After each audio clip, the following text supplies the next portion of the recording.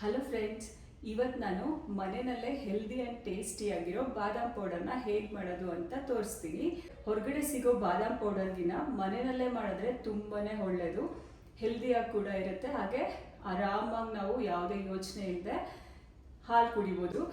ತುಂಬಾ ಟೇಸ್ಟಿಯಾಗಿರುತ್ತೆ. ನೀವು ಒಂದ್ಸಲ ಈ ಥರ ಬಾದಾಮ್ ಪೌಡರ್ನ ಟ್ರೈ ಮಾಡಿ. ನೆಕ್ಸ್ಟ್ ಎಲ್ಲರೂ ಈ ಬಾದಾಮ್ ಪೌಡರ್ನ ತುಂಬಾ ಇಷ್ಟಪಡೋಕ್ಕೆ ಸ್ಟಾರ್ಟ್ ಮಾಡ್ತೀರಾ. ಆರಾಮಾಗಿ ಹಾಲು ಕುಡಿಯೋಕ್ಕೆ ಸ್ಟಾರ್ಟ್ ಮಾಡ್ತೀರಾ.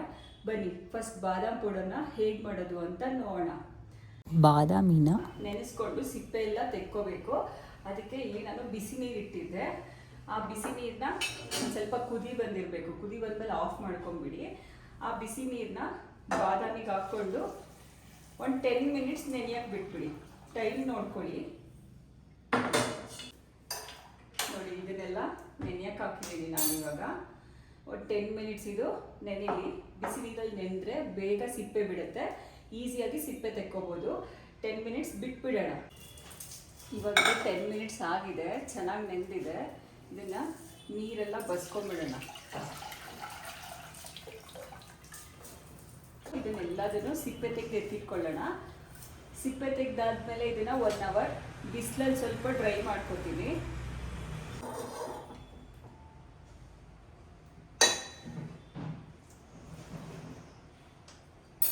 ನೋಡಿ, ಈ ಥರ ಎಲ್ಲದನ್ನು ಸಿಪ್ಪೆ ತೆಕ್ಕೋತೀನಿ.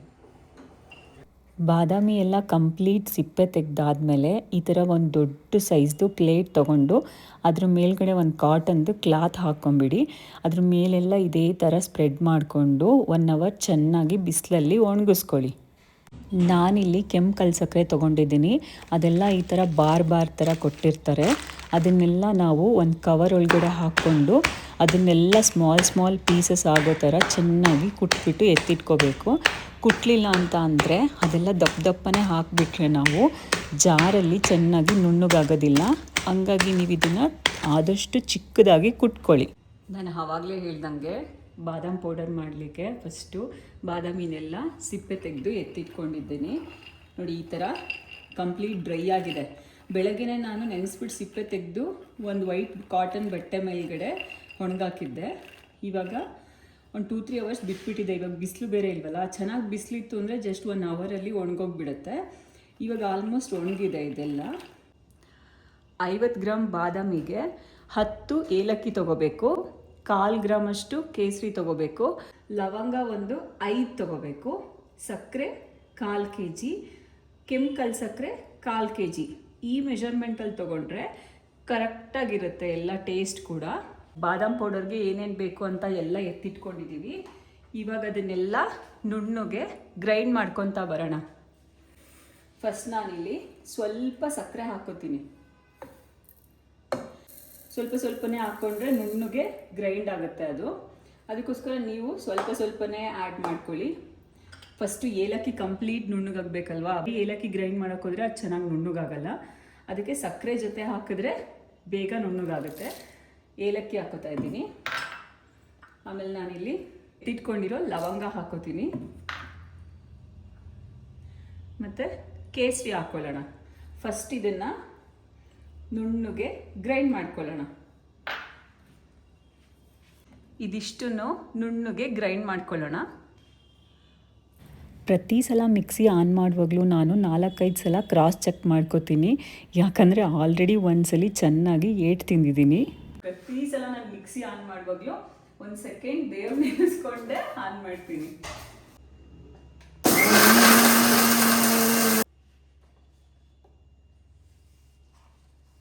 ಸ್ವಲ್ಪನೇ ಹಾಕ್ಕೊಂಡು ಚೆನ್ನಾಗಿ ನುಣ್ಣು ಗ್ರೈಂಡ್ ಮಾಡಿಕೊಂಡು ಒಂದು ಯಾವುದಾದ್ರೂ ಒಂದು ದೊಡ್ಡ ಪಾತ್ರೆಗೆ ಎತ್ತಿಟ್ಕೊಳ್ಳಿ.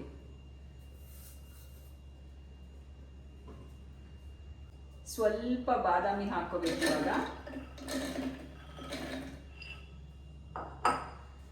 ಮತ್ತೆ ಸ್ವಲ್ಪ ಕಲ್ಸಕ್ಕರೆ ಹಾಕೋಬೇಕು. ಬರೀ ಬಾದಾಮಿ ಹಾಕಿದ್ರೆ ಅದು ಮೆತ್ತಗೆ ಅನಿಸುತ್ತೆ. ಕಲ್ಸಕ್ಕರೆ ಜೊತೆನೆ ಗ್ರೈಂಡ್ ಮಾಡ್ತಾ ಇದ್ರೆ ಚೆನ್ನಾಗಾಗುತ್ತೆ, ಉದ್ರಾಗಿ ಬರುತ್ತೆ.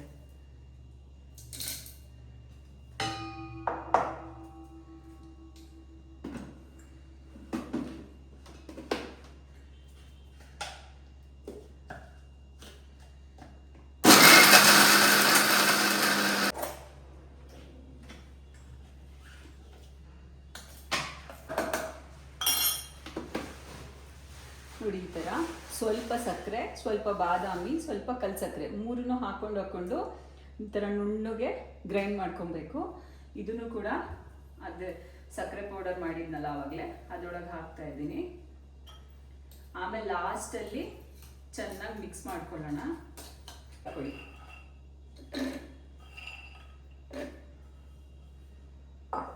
ಸ್ವಲ್ಪ ಬಾದಾಮಿ ಹಾಕೊಂಡಿದ್ದೀನಿ. ಇವಾಗ ಇದಕ್ಕೆ ಸ್ವಲ್ಪ ಸಕ್ಕರೆ,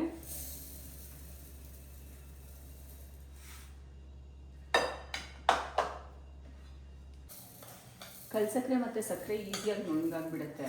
ಬಟ್ ಬಾದಾಮಿ ಸ್ವಲ್ಪ ಕಷ್ಟ.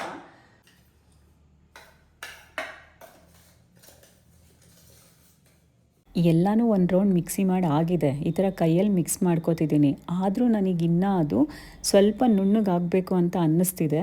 ಇನ್ನೊಂದು ರೌಂಡ್ ಇದನ್ನು ಸ್ವಲ್ಪನೇ ಹಾಕ್ಕೊಂಡು ಮತ್ತೊಂದ್ಸಲಿ ನುಣ್ಣಗೆ ಗ್ರೈಂಡ್ ಮಾಡ್ಕೋತೀನಿ. ನೀವು ನೋಡ್ತಾ ಇರ್ಬೋದು, ಸ್ವಲ್ಪನೇ ಹಾಕ್ಕೊಂಡು ಗ್ರೈಂಡ್ ಮಾಡ್ಕೋತೀನಿ. ಪ್ರತಿ ಸಲ ಮಿಕ್ಸಿ ಆನ್ ಮಾಡುವಾಗಲೂ ನಾನೊಂದ್ಸಲಿ ಮಿಕ್ಸಿಗೆ ಕೈ ಕೊಟ್ಬಿಟ್ಟಿದ್ದೆ. ರೈಟ್ ಹ್ಯಾಂಡ್ ಫುಲ್ ಬೆರಳೆಲ್ಲ ಕಚ್ ಆಗಿಬಿಟ್ಟಿತ್ತು. ಅದೇ ನೆನಪಾಗುತ್ತೆ. ಪ್ರತಿ ಸಲ ನಾನು ಮಿಕ್ಸಿ ಆನ್ ಮಾಡುವಾಗಲೂ ಒಂದು ಸೆಕೆಂಡ್ ದೇವ್ರ ನೆನೆಸ್ಕೊಂಡೆ ಆನ್ ಮಾಡ್ತೀನಿ. ನೀವು ನೋಡ್ತಾ ಇರ್ಬೋದು, healthy and ಟೇಸ್ಟಿಯಾಗಿರೋ home made badam powder ರೆಡಿಯಾಗಿದೆ. ನಿಜವಾಗ್ಲೂ ಹೇಳ್ತಾ ಇದ್ದೀನಿ, ಈ ಥರ ಒಂದ್ಸಲ ಬಾದಾಮ್ ಪೌಡರ್ ಮಾಡಿಕೊಂಡು ಹಾಲ್ಗೆ ಹಾಕ್ಕೊಂಡು ಕುಡಿದು ನೋಡಿ. ಹಾಲು ಯಾರ್ಯಾರಿಗೆ ಇಷ್ಟ ಇಲ್ಲ ಅವರೆಲ್ಲರೂ ಹಾಲು ಕುಡಿಯೋಕ್ಕೆ ಸ್ಟಾರ್ಟ್ ಮಾಡ್ತೀರಾ. ಮಕ್ಕಳಿಗಂತೂ ತುಂಬಾ ಇಷ್ಟ ಆಗುತ್ತೆ. ಮನೆಯಲ್ಲೇ ಒಂದ್ಸಲ ಟ್ರೈ ಮಾಡಿ ನೋಡಿ. ನೀವು ಹೊರಗಡೆ ಹೋಗ್ಬಿಟ್ಟು ಬಾದಾಮ್ ಪೌಡರ್ ತಂದರೂ ಕೂಡ ಅದಕ್ಕೆ ಏನಾದರೂ ಟೇಸ್ಟಿಂಗ್ ಪೌಡರ್ ಹಾಕಿರ್ತಾರಾ ಅಥವಾ ಏನಾದರೂ ಕಲರ್ ಹಾಕಿರ್ತಾರಾ ಅನ್ನೋ ಡೌಟ್ ಇರುತ್ತೆ ನಮಗೆ. ಬಟ್ ಈ ಥರ ಮನೆಯಲ್ಲೇ ಮಾಡಿದ್ರೆ ಮಕ್ಕಳಿಗೆ, ವಯಸ್ಸಾದವ್ರಿಗೆ ಎಲ್ರಿಗೂ ಆರಾಮಾಗಿ ಕೊಡ್ಬೋದು. ಹೆಲ್ದಿಯಾಗಿ ಕೂಡ ಇರುತ್ತೆ. ನಾನು ಇದನ್ನು ಖಾಲಿ ಆದ ಕೂಡಲೇ ಮತ್ತೆ ಮಾಡಿ ಎತ್ತಿಟ್ಕೋತೀನಿ. ಈ ಸಲ ಸ್ವಲ್ಪ ಜಾಸ್ತಿ ಮಾಡಿದ್ದೀನಿ. ಬಾದಾಮ್ ಪೌಡರ್ ರೆಸಿಪಿನ ನಮ್ಮ ಅತ್ತೆಯಿಂದ ಕಲ್ತಿದ್ದು. ನಮ್ಮ ಅತ್ತೆ ತುಂಬ ಚೆನ್ನಾಗಿ ಮಾಡೋರು. ಅವ್ರು ಹೇಗೆ ಮಾಡ್ತಾರೋ ಹಾಗೆ ನಾನು ಅವ್ರ ಹತ್ರ ಹೇಳಿಸ್ಕೊಂಡು ಕಲ್ತ್ಕೊಂಡಿದ್ದೀನಿ. ಬಿಂದು ಲಾಸ್ಟ್ ಟೈಮ್ ಕಾಶ್ಮೀರ ಹೋಗಿದ್ಲು. ಅವಾಗ ನಾನು ಹೇಳಿಬಿಟ್ಟು, ಕಾಶ್ಮೀರಲ್ಲಿ ಕೇಸರಿ ಫೇಮಸ್ ಅಲ್ಲ, ಅಲ್ಲೇ ಬೆಳೀತಾರಲ್ವ, ಅದಕ್ಕೆ ನನಗೆ ಕೇಸರಿ ತಂದುಕೊಡು ಅಂತ ಹೇಳಿದ್ದೆ. ಇಲ್ಲಿ ಕೂಡ ಸಿಗುತ್ತೆ ಕೇಸರಿ. ಏನೇ ಅಂದರೂ ಅಲ್ಲಿ ಥರ ಒರಿಜಿನಲ್ ಇರಲ್ಲ ಅಂತ ನನಗನ್ಸುತ್ತೆ. ಕೇಸರಿನೇ ಎಕ್ಸ್ಪೆನ್ಸಿವು, ಬಟ್ ಅಲ್ಲಿ ಇಲ್ಲಿ ರೇಟ್ ಆಲ್ಮೋಸ್ಟ್ ಒಂದೇ ಇದೆ. ಬಟ್ ಇಲ್ಲಿ ಕೇಸರಿಗಿನ್ನ ಕಾಶ್ಮೀರಿಂದ ತಂದಿರೋ ಕೇಸರಿ ತುಂಬಾ ಚೆನ್ನಾಗಿದೆ. ಅದು ಅರೋಮಾ ಆಗಲಿ, ಅದ್ರ ಕಲರ್ ಆಗಲಿ, ಪಾಯಸಕ್ಕೆ ಒಂದೆರಡು ಎಷ್ಟ್ಲು ಹಾಕಿದ್ರೆ ಸಾಕು, ಒಂಥರ ಯೆಲ್ಲೋಯಿಶ್ ಕಲರ್ ಬಂದುಬಿಡುತ್ತೆ ಪಾಯಸ ಎಲ್ಲ. ತುಂಬ ಚೆನ್ನಾಗಿದೆ. ನೆಕ್ಸ್ಟ್ ಯಾರಾದರೂ ಕಾಶ್ಮೀರ್ ಪ್ಲ್ಯಾನ್ ಮಾಡಿದ್ರೆ ಕೇಸರಿ ಮರಿಬೇಡಿ, ತಗೊಬನ್ನಿ. Healthy and ಟೇಸ್ಟಿಯಾಗಿರೋ home made badam powder ರೆಡಿಯಾಗಿದೆ. ಬನ್ನಿ ಹಾಲು ಜೊತೆ ಟ್ರೈ ಮಾಡೋಣ. ಇದಕ್ಕೆ ಶುಗರ್ ಎಕ್ಸ್ಟ್ರಾ ಹಾಕ್ಕೋಬೇಕಂತೇನಿಲ್ಲ. ಆಲ್ರೆಡಿ ನಾವು ಕಲ್ಸಕ್ಕರೆ ಹಾಕಿರೋದ್ರಿಂದ ಹಾಗೇ ಸ್ವೀಟಾಗಿರುತ್ತೆ. 1 ಸ್ಪೂನ್ ಹಾಕ್ಕೊಂಡ್ರೆ ಸಾಕಾಗುತ್ತೆ. ನೋಡಿ ಏನು ಸಕ್ಕದಾಗಿದೆ. ನೋಡಲಿಕ್ಕೆ ಇಷ್ಟು ಚೆನ್ನಾಗಿದೆ. ಟೇಸ್ಟ್ ಇನ್ನೇಗಿರಬೇಡ, ಸಕ್ಕದಾಗಿದೆ ಟೇಸ್ಟ್ ಕೂಡ. ನೀವು ಒಂದ್ಸಲ ಈ ಥರ ಟ್ರೈ ಮಾಡಿ. ಬಾದಾಮ್ ಪೌಡರ್ ರೆಸಿಪಿ ಟ್ರೈ ಮಾಡೋ ಅಷ್ಟರಲ್ಲಿ ಇನ್ನೊಂದು ಹೊಸ ರೆಸಿಪಿಯೊಂದಿಗೆ ನಿಮಗೆ ಸಿಗ್ತೀನಿ. ಟೇಕ್ ಕೇರ್, ಬಾಯ್.